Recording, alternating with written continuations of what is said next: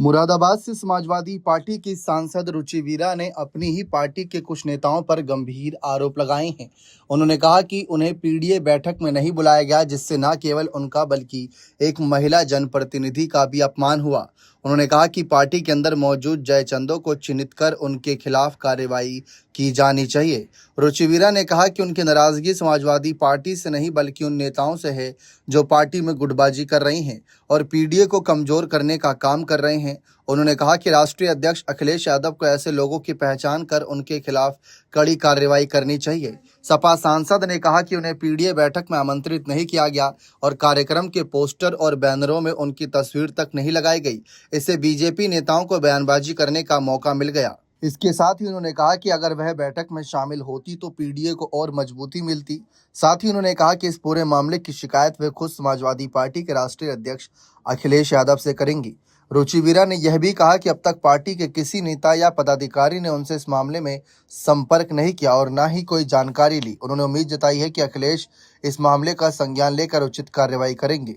रुचि वीरा ने इस पूरे मामले में महिला सम्मान से भी जोड़ा है। उन्होंने कहा कि जो लोग उन्हें कार्यक्रम में नहीं बुला रहे वे या तो महिला विरोधी सोच रखते हैं या फिर उनकी लोकप्रियता से डरते हैं। वहीं दूसरी तरफ हाल के दिनों में सपा के सांसदों में टूट और असंतोष की चर्चाओं पर भी रुचि वीरा ने प्रतिक्रिया दी। उन्होंने कहा कि समाजवादी पार्टी के सभी सांसद एकजुट हैं और कोई भी कहीं नहीं जा रहा है। उन्होंने कहा कि सुभाषपा प्रमुख ओम प्रकाश राजभर के बयानों को गंभीरता से लेने की जरूरत नहीं है। विपक्षी दल अपना राजनीतिक काम करते हैं, लेकिन पार्टी के अंदर के कुछ लोगों ने उन्हें बोलने का मौका जरूर दे दिया। रुचि वीरा ने दोहराया कि उनकी पूरी निष्ठा समाजवादी पार्टी और राष्ट्रीय अखिलेश यादव के साथ है, जो कि अध्यक्ष हैं। रुचि वीरा ने सपा के वरिष्ठ नेता आजम खान को लेकर भी अपनी बात रखी।